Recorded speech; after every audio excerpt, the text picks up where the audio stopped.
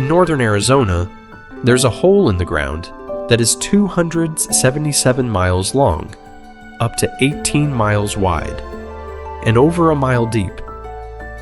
You can't see the bottom clearly from the rim. You can't see the other side. It is so large, it creates its own weather.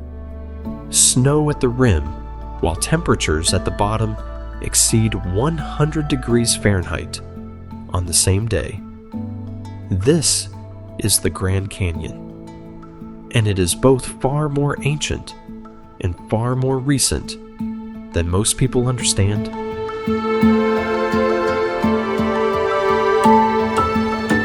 By the end of this video, you'll understand what the canyon's walls are quietly telling us about the history of the planet, who has lived inside it for thousands of years.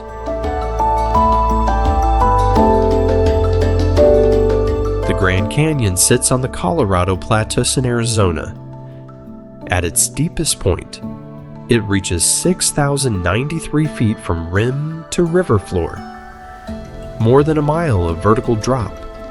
The canyon contains 5 distinct climate zones within its walls, from subalpine forest at the rim to Sonoran desert heat at the bottom.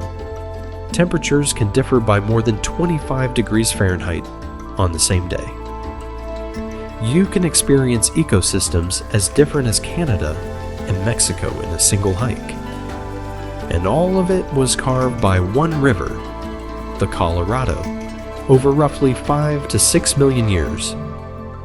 In geological terms, that is extraordinarily recent.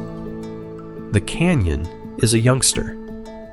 It is the walls that are ancient.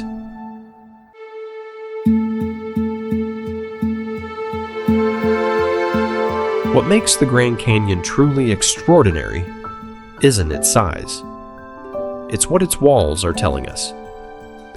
The rock at the south rim, the Kaibab limestone, was deposited in a warm, shallow sea about 270 million years ago.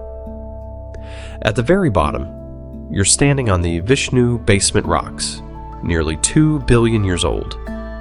In a single walk from rim to river, you pass through almost 2 billion years of Earth's history, exposed in layers like the pages of an open book. And then, there's a gap. Between 1.75 billion and 1.25 billion years ago, roughly 500 million years of geological record, the layers simply disappear. Geologists call it the Great Unconformity. It's visible as a sharp, clear horizontal line in the canyon walls, where rock from one era meets rock from 500 million years later, with nothing in between. 500 million years of Earth's history erased. No one fully understands why. The canyon walls don't just record what happened, they record what was lost.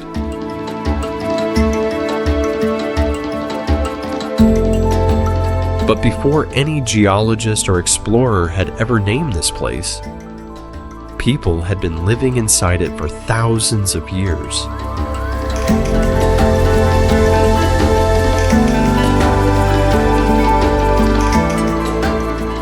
"11 Native American tribes have cultural and historical connections to the Grand Canyon. The Havasupai, whose name means people of the blue-green water, have lived within the canyon itself for at least 800 years.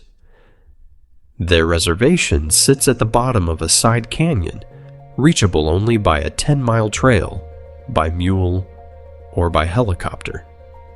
No roads reach it. To the Wallapai, the Navajo, the Hopi, and 8 other tribes, this was never a wilderness to be discovered by outsiders. It was home, with agricultural terraces carved into the canyon walls, ceremonial sites, trade routes, and knowledge of the land passed down across hundreds of generations. The Grand Canyon that millions of tourists visit each year is the same canyon where people have lived, farmed, and raised families for millennia.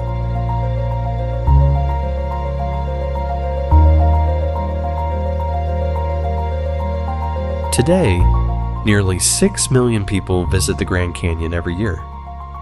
Most stand at the rim, look out across almost 2 billion years of Earth's history laid open before them, and feel something that doesn't quite fit into words. Drop a comment if you've been, and tell us what it felt like to stand at the edge. And if you haven't been yet, is it on your list?